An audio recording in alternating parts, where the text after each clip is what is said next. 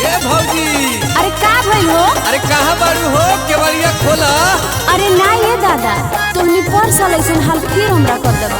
अरे ना ए भौजी, पर सालियन घटना ना घटी, सुना तो।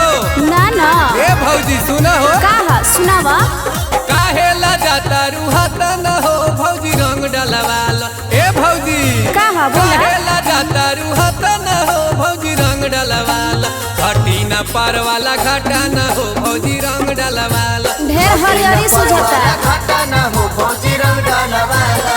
रंग डलवाला हो रंग डलवाला अंग अंग डलवाला। घटी न पार वाला घाटा न हो भौजी रंग डलवाला। घटी न पर वाला घाटा न हो भौजी रंग डलवाला। भगला कि ना आई जैसे।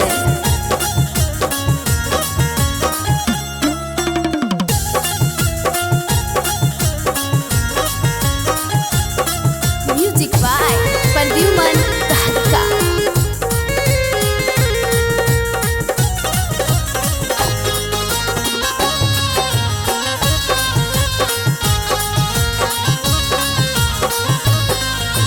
नाये देवर बबुआ मानव ना बतिया। पर साल कैले रल दूर गतिया। करनी हो तू केतन हो नाही रंग डलवाए। घट जाई पर वाला घाटा ना हो नाही रंग डलवाए। घट जाई पर वाला घाटा ना हो नाही रंग डलवाए।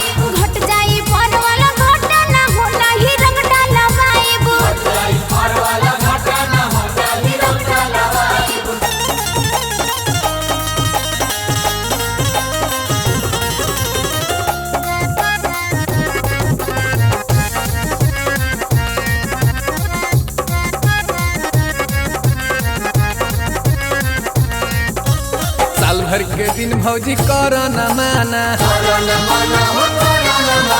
रंग में नहाइल बसों से जमाना।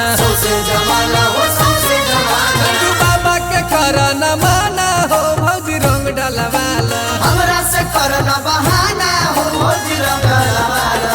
घटी न पर वाला घाटा न हो भौजी रंग डलवाला। घटी न पर वाला घाटा न हो भौजी रंग डलवाला। घटी न पर वाला घाटा न हो भौजी रंग डलवाला। घटी न पर वाला घाटा न हो भौजी रंग डलवाला। ठीक है बा ना मन बत लगाला।